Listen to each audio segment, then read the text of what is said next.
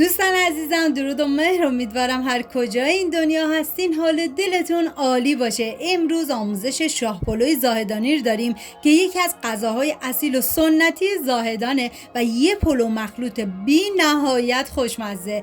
بریم که با هم دیگه درستش کنیم.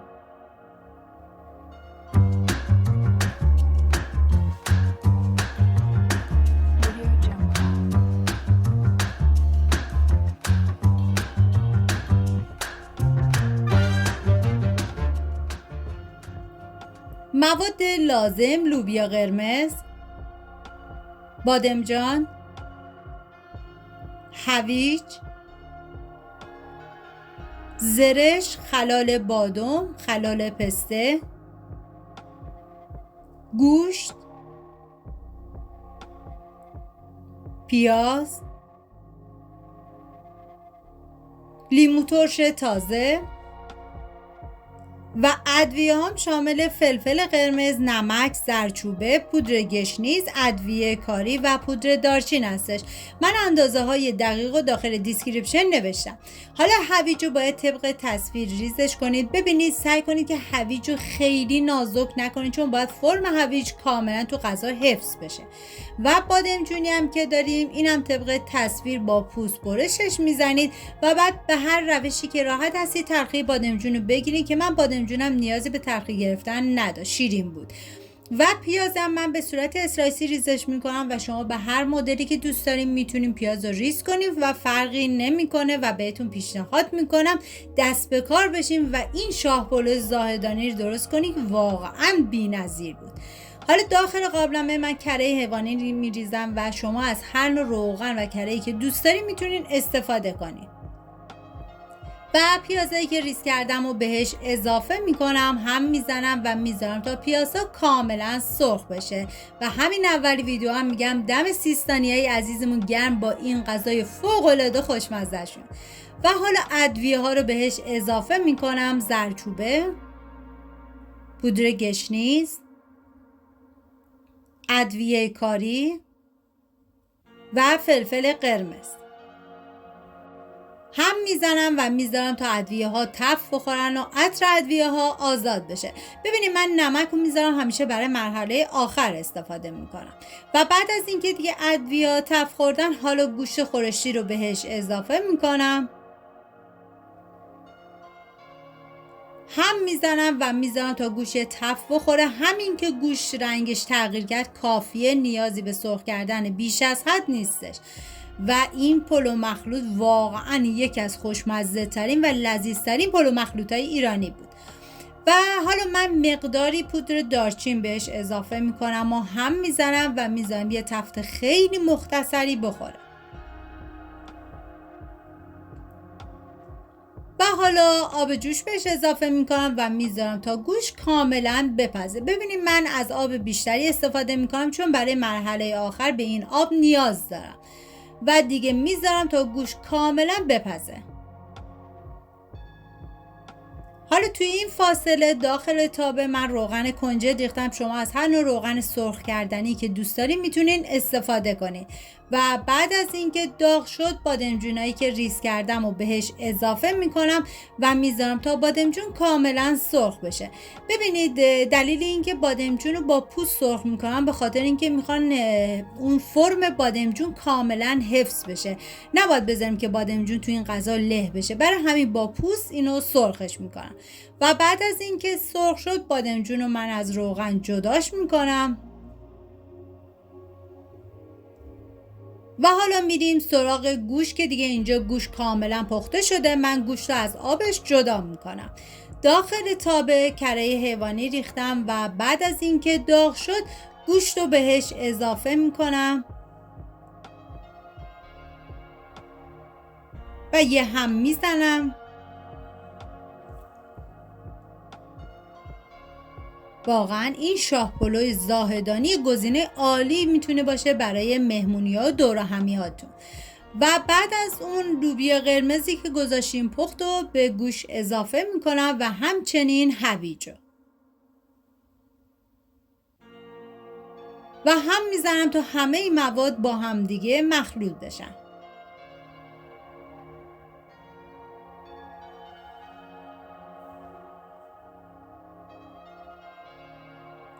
و حالا آب گوشتی که گفتم و توی این مرحله به موادم اضافه میکنم. شما اگر آب گوشت نداشتین میتونین از آب جوش استفاده بکنید، فرقی نمیکنه، ولی خب آب گوشت رو همون اول بیشتر بریزی که بتونید توی مرحله ازش استفاده بکنید.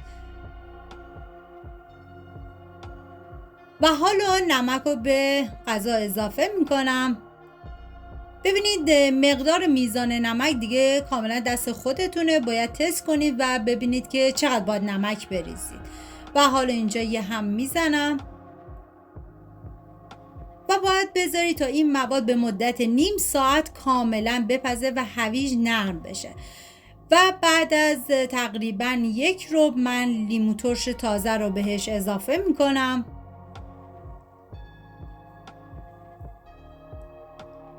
واقعا نمیدونم از خوشمزدگی این غذا بگم یا از عطر و طعم بی‌نظیرش. و حالا یه هم میزنم تا همه مواد جابجا بشن.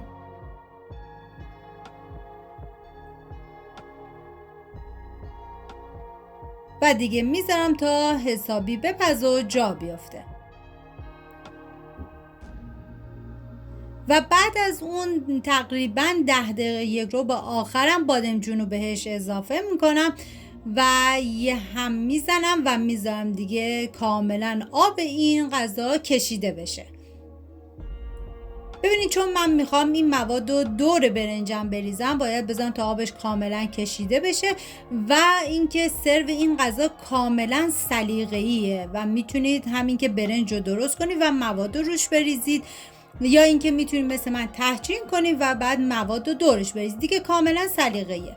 و برنج رو من یکم زنده تر برمیدارم و بعد از اون دیگه آب کشش میکنم.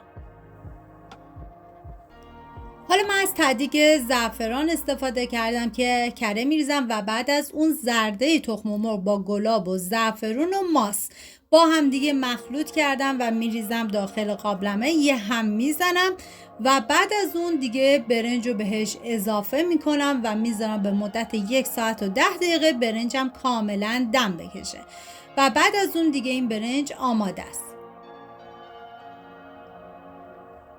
اینجا هم دیگه موادمون کاملا آماده است. ببینید آبش کاملا کشیده شده و ببینید دیگه هیچ آبی نداره و دیگه من زیر حرارت رو خاموش میکنم. حالا داخل تابه من مقداری کره میریزم و بعد از اینکه داغ شد حالا زرشک و خلال بادام و خلال پسته رو بهش اضافه میکنم. و ببینید ما این مواد رو برای تزیین روش میخوام که شما میتونید یه لایه برنج بریزید و بعد از مواد گوشتی و این مواد هم روش بریزید. دیگه میگم سرو این غذا کاملا سلیقه‌ایه. حالا یه هم میزنم و اینکه ببینید من خلال بادام و خلال پسته رو با گلاب به مدت 1 ساعت خیس کردم و بعد از اون ریختم داخل تابه. مقدار خیلی کمی شکر به زرش اضافه میکنم و یه هم میزنم و بعد از اینکه تفخور دیگه همه مواد رو با هم دیگه مخلوط میکنم. امیدوارم از این ویدیو خوشتون اومده باشه و این غذای خوشمزه رو درست کنیم و در کنار خانواده از خوردنش لذت ببرید. حالا من اینجا یه هم میزنم و بعد از اون من زعفرونم بهش اضافه کردم که دیگه ریختن زعفرون برای این مرحله کاملا سلیقه‌ایه و یه هم میزنم و بعد از اون دیگه برای تزیین ازش استفاده میکنم. امیدوارم این ویدیو مورد پسندتون بوده باشه و اگه تا این لحظه کانال رو سابسکرایب نکردی خوشحال میشم سابسکرایب کنی و برای دوستاتونم بفرستی. لایک و کامنتاتونم کلی به من انرژی میده و کمک میکنه ویدیوهای من به افراد بیشتری نمایش داده بشه. مرسی از همراهی همیشگیتون. تا یه خوشمزه دیگر، بدرود.